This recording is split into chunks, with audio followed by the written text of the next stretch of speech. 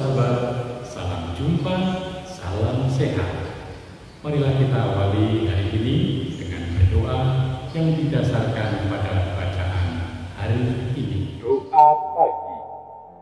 Hai orang-orang Farisi yang buta, bersihkanlah dahulu sebelah dalam cawan itu, maka sebelah luarnya juga akan bersih. Dalam nama Bapa dan Putra dan Roh Kudus. Amin. Bapa, jemaah selalu akan mengalami tantangan, godaan, serangan dari luar dengan bermacam-macam dalih sebagai ajaran yang benar, yang modern. Rasul menunjuk pada ajarannya. Zaman Paulus, umat dipancing dengan ajaran tentang bakal datangnya hari Tuhan, hari kiamat. Zaman kami sebaliknya, mengulur-ulur, tidak peduli, tidak mau mengerti tentang datangnya hari Tuhan, hari pengadilan umum. Zaman kami sekarang lebih disibukkan oleh ilmu dan kejadian di angkasa luar, politik dan situasi dunia, pemilihan umum, dan juga situasi dunia dan pasar global. Kami tidak boleh membiarkan perhatian umat disesatkan orang dengan cara bagaimanapun juga. Yang serba baru, aneh, menggelitik naluri, ingin tahu, itu menarik. Tetapi dasar pokok ajaran Kristus Putra yang membangun dan mengarahkan hidup umat jelas dari ajaran gereja, dan tanpa pendasaran ini kabar dan pendapat baru hanya iseng belaka. Bapa, tuntutan keadilan dan belas kasihan itu tuntutan berat dan mendasar. Kerajinan dalam perkara kecil, peraturan manusia tidak membebaskan orang dari hukum ilahi.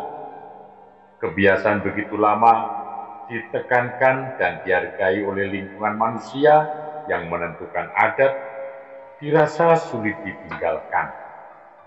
Kelalaian di bidang ini, pembayaran persepuluhan dari selasih, adas manis, dan jintan akan ditunjuk sebagai pelanggaran kebiasaan orang tua yang harus dihormati.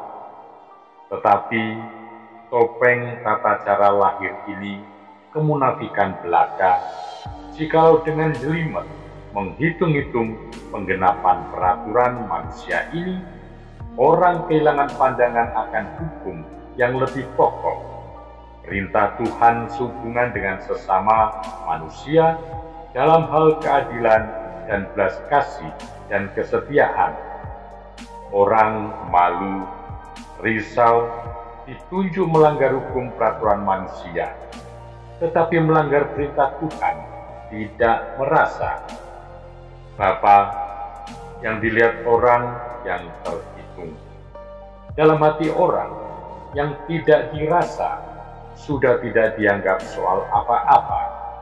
Di sini terjadi bahaya pengebalan nurani manusia, karena perhatian dipusatkan pada hal-hal lahiriah, tata cara kepercayaan sia-sia, peraturan yang dibuat-buat sendiri, perhatian terhadap hukum Tuhan mengendur. Kepekaan perasaan terhadap 10 perintah kabur karena tertutup oleh tabu, larangan, keharusan adat yang di mata Tuhan tidak berarti. Dalam tata nilai ada penyesatan karena tekanan hukum adat, hukummu diabaikan. Padahal yang menentukan nilai agama yang membangun manusia itu nilai-nilai ilahi, manusia abadi seperti keadilan dan kasih. Ritual sia-sia tidak ada gunanya. Bapa, kami acap kali masih berlaku munafik seperti orang Farisi. Kami masih sering kurang adil, kurang setia, dan kurang berbelas kasih kepada sesama. Ampunilah kami, ya Bapa. Bapa, Engkau mengendaki semua orang dijadikan umat-Mu berkat Yesus, Gembala yang baik. Kami mohon berilah kami orang-orang yang mengucapkan sabdanya serta menghayati hidupnya. Demi Yesus Kristus Putra-Mu, Tuhan kami, kini dan selama-lamanya. Amin. Semoga saudari-saudara sekalian diberkati oleh Allah yang Maha Kuasa, Bapa dan Putra dan Roh Kudus. Amin.